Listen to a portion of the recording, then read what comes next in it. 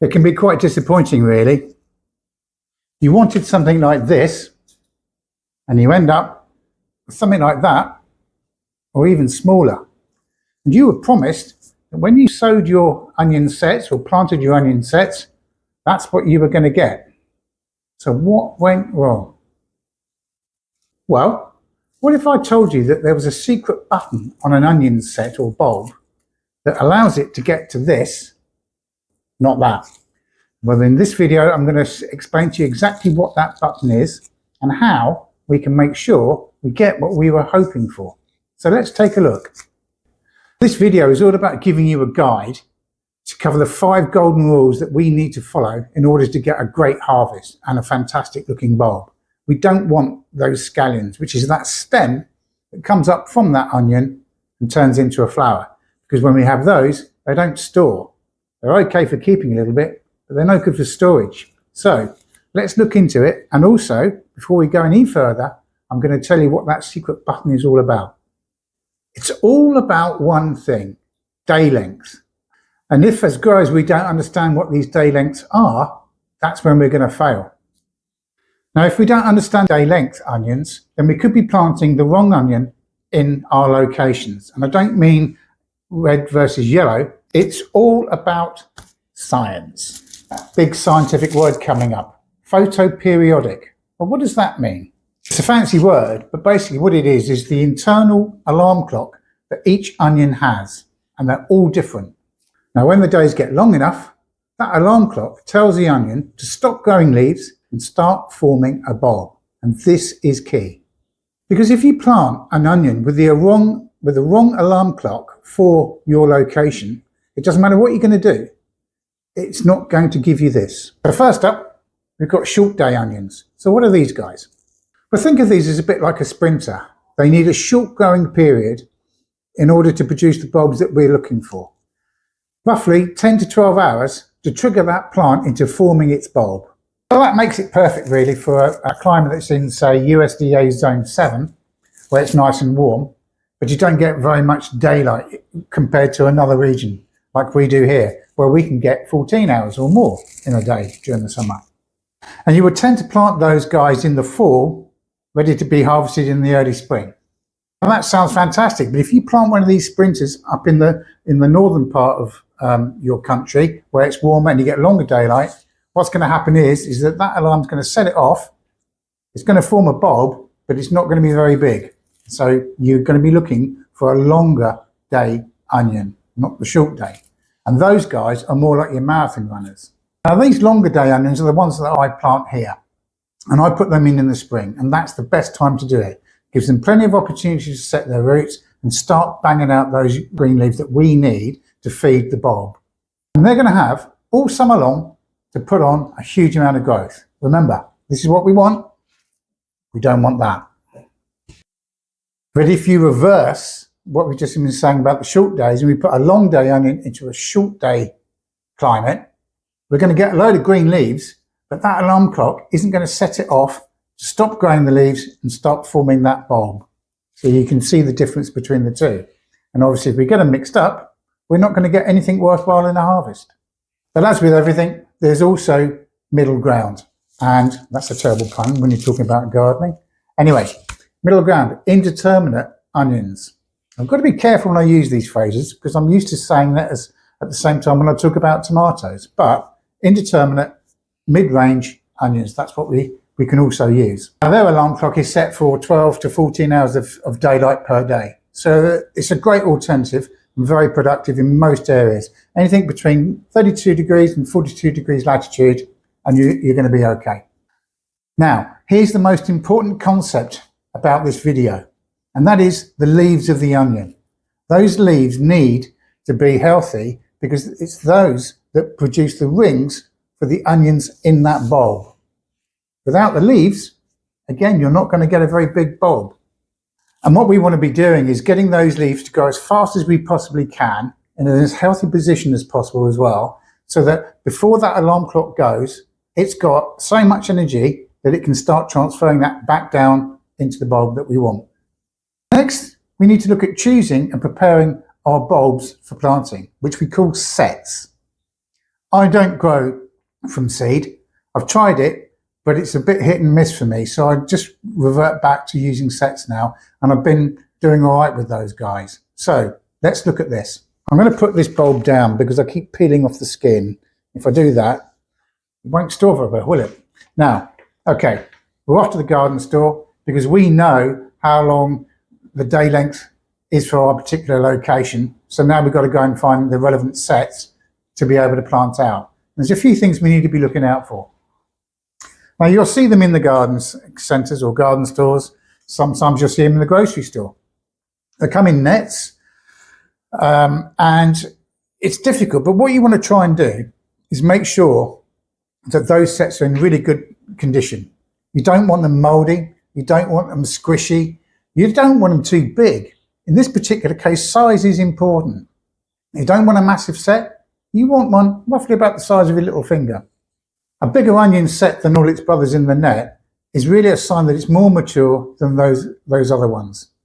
So really what you want to be doing is looking for, like I say, one about the size of the top of your little finger or the size of your thumbnail, because that guy is really going to want to do one thing and one thing only. It's going to want to grow. Now another thing is, you don't really need to do much to prepare them to get them in the soil. For some reason, some people think it's a good idea to soak them. I'm not sure that's a great idea, to be honest with you, because to me, I think that's just going to encourage the onset of rot, perhaps. I've never done it, and I can't say whether it works or whether it doesn't. But me personally, I don't do it. It's going to go into damp soil, so I don't really think it needs to have any additional moisture added to it. Okay, so you've got the right type of day length sets, and you know that they're not mouldy or rotten or anything else. Now, we're ready to plant. So let's think about what we've got to do there. Well, the first thing is, onions love the sun. We've already worked that out because of the day length. So we've got to find a sunny location for them. And the soil that they're going into needs to be loose and very well draining. Trying to grow an onion in compacted soil is not going to do it any favours whatsoever. It wants to, the bulb needs to swell. It's a bit like trying to blow up a balloon in a hard cardboard box. It's just not going to expand. And as with most vegetables, we can amend our soil with a good layer of compost.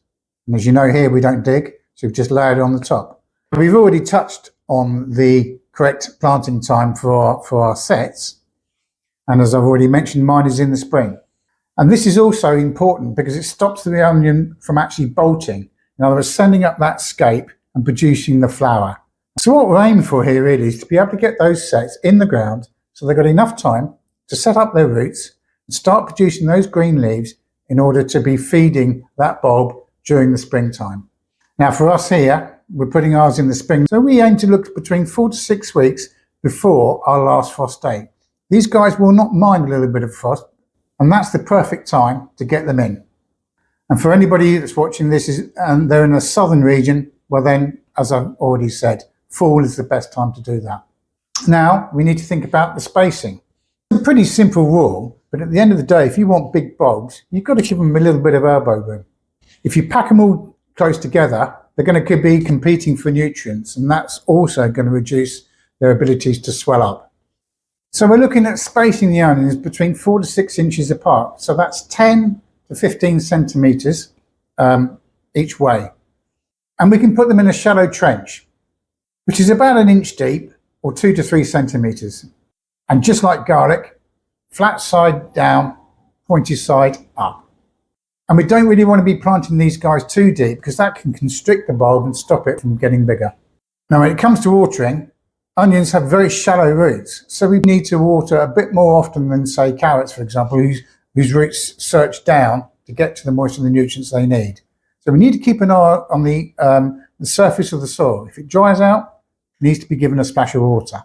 A good idea is to mulch with straw because it's going to retain the moisture, it's going to help keep the soil cool, and it will smother any weeds. Because this is the other thing about onions, they don't like competition with weeds. So it's important for us to be keeping our eye on the beds and do weeding probably on a daily basis, to be honest with you. Try and avoid using a hoe because, like I've already mentioned, that the roots are quite shallow and it'd be very easy to cut the roots. So if you can, do it by hand. Now remember what I said about the leaves and how those leaves help form the rings of the onion. Well, onions are hungry plants and we've got to feed those leaves. And in its early stages, what we're looking to do is give it a very high nitrogen rich feed to get those leaves to put on the growth that we're looking for.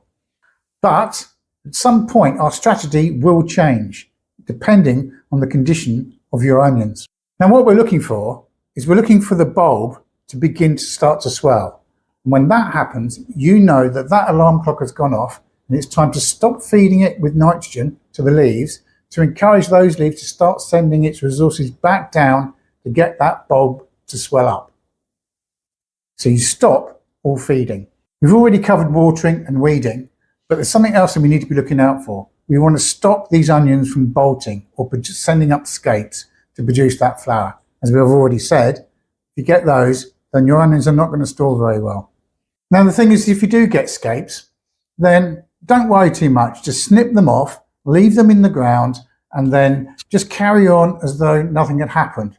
But what you want to bear in mind is where those onions are. It'll be pretty easy to spot. When you harvest the onions later in the year, they're the guys that you want to be using first. Because if they don't store very well, don't waste your efforts. You can still use them. Nothing wrong with them. They'll taste the same. But like I say, use them first because you won't be able to store them throughout the winter.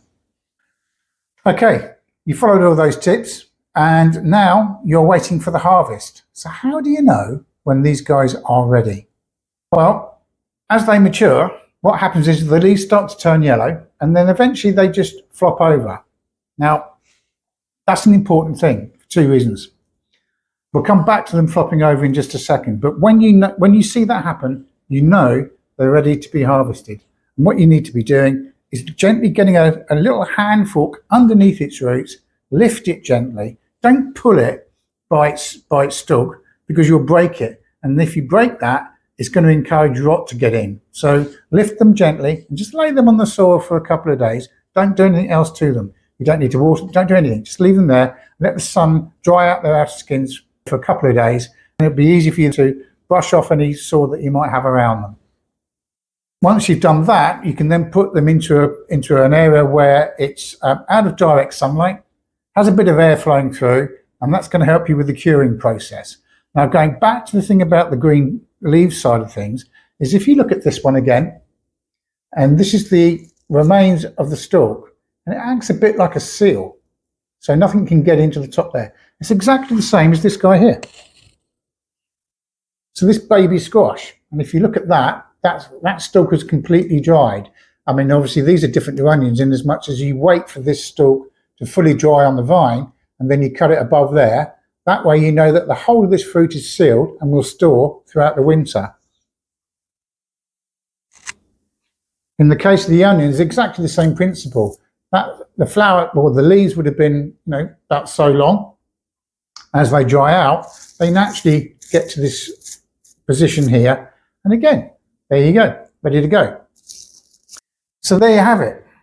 By moving beyond the how and understanding the why, and that day length is the starting gun for these guys, and knowing that the leaves are the factory that produce the rings for our onions, we are well on our way to getting a great harvest. And when you combine that knowledge with the 5 golden rules of great soil, perfect timing, proper spacing, the right food, and consistent watering, you're not just hoping for a good harvest, you're actually engineering it.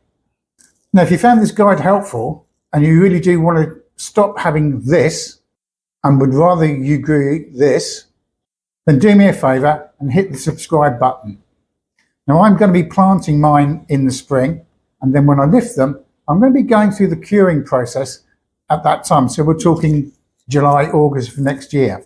If you think there's anything I've missed, then do let me know in the comments below. And I'd love to know whether you're growing short day or long day length onions in your location, and whereabouts you are as well. And if you've got any recommendations on certain varieties, then again, share it with everybody. Until next time, take great care.